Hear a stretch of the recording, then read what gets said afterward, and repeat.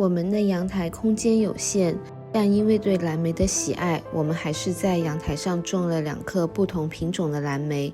其中这棵北极星蓝莓，我们从小苗开始养护，到现在已经快3年的时间了。今年春天，蓝莓树上开出了朵朵白色的小花，吸引了很多蜜蜂前来采蜜。今天我们就跟大家聊一聊盆栽蓝莓的种植方法吧。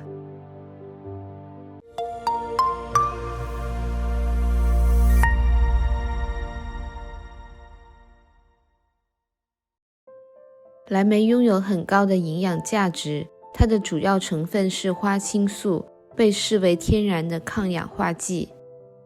除此之外，蓝莓还含有很多其他微量元素。我们在阳台上用花盆栽种了2棵蓝莓树，不仅可以在春天欣赏到美丽的蓝莓花，还能在每年秋天品尝到新鲜的蓝莓果实。蓝莓树入冬前叶片慢慢变红，也非常具有欣赏价值。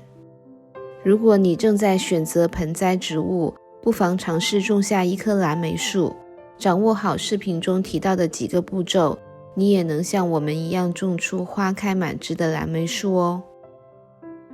种植蓝莓要领1：蓝莓的储冷量。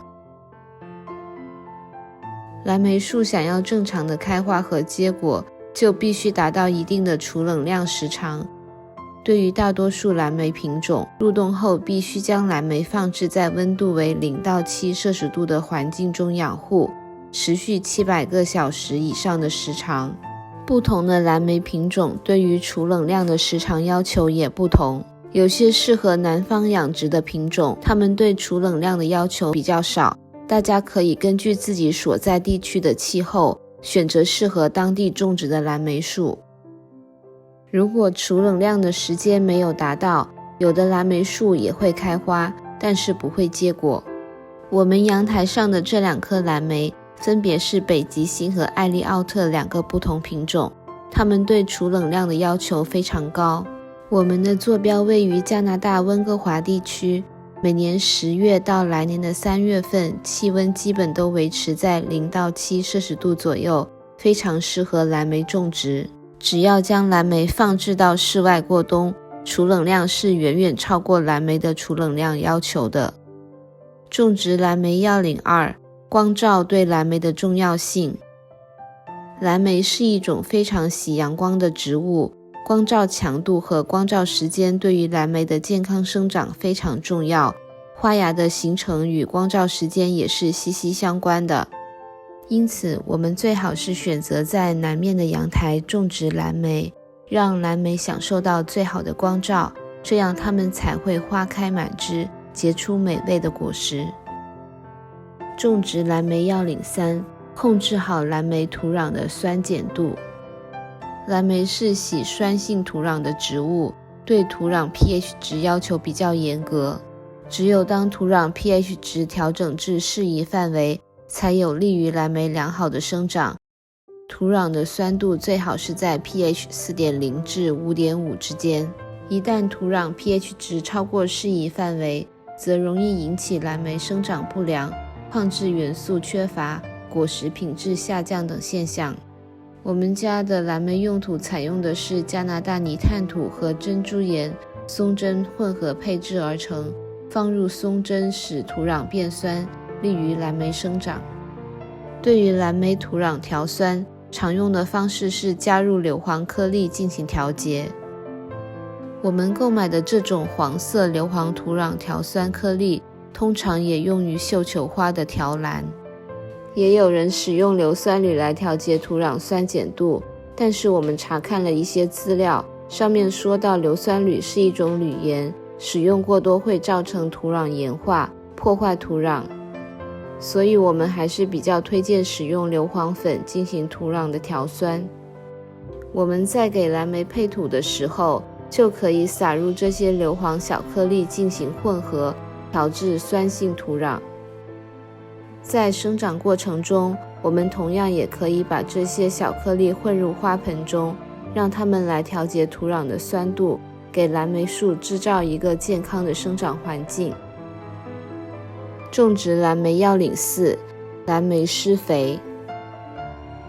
每年蓝莓春芽萌发之前，我们都会给蓝莓施肥。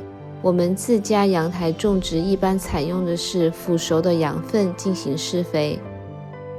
除了羊粪以外，我们还会定期使用发酵好的咖啡渣和酵素肥料。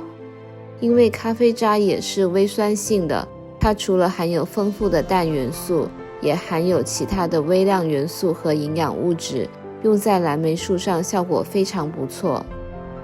咖啡渣一定要进行发酵腐熟，否则咖啡渣直接在土壤里发酵会产生大量的热量，会烧坏蓝莓的根系。种植蓝莓要领5：花期授粉。一般情况下，蓝莓在不同植株之间授粉的成功率比较高。为了提高蓝莓授粉成功率，我们在阳台上种的2颗蓝莓分别是北极星和艾利奥特。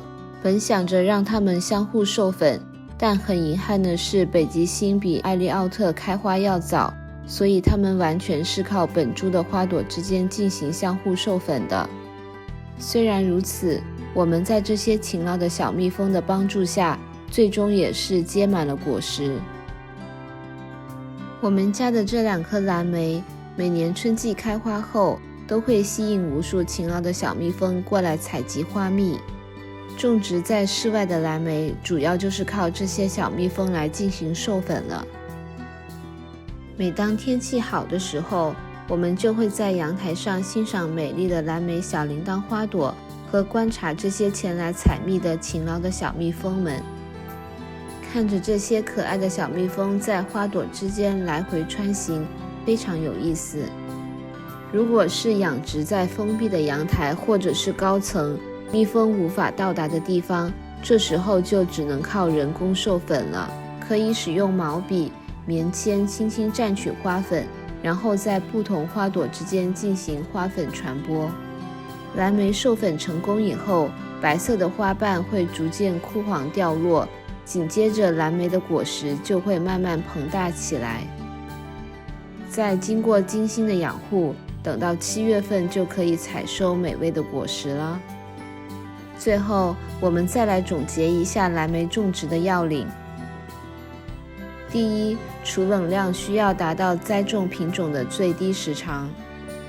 第二，给予蓝莓最充足的阳光。第三，土壤酸度控制在 pH 4.0 至 5.5 之间。第四，合理的施肥。第五，花期授粉。好了，掌握好以上步骤，盆栽蓝莓树也能实现挂果累累哦。如果大家对蓝莓种植感兴趣，请留言告诉我们，我们会继续分享蓝莓的种植记录。如果你喜欢我们的视频，就请订阅我们的频道吧，谢谢大家的支持。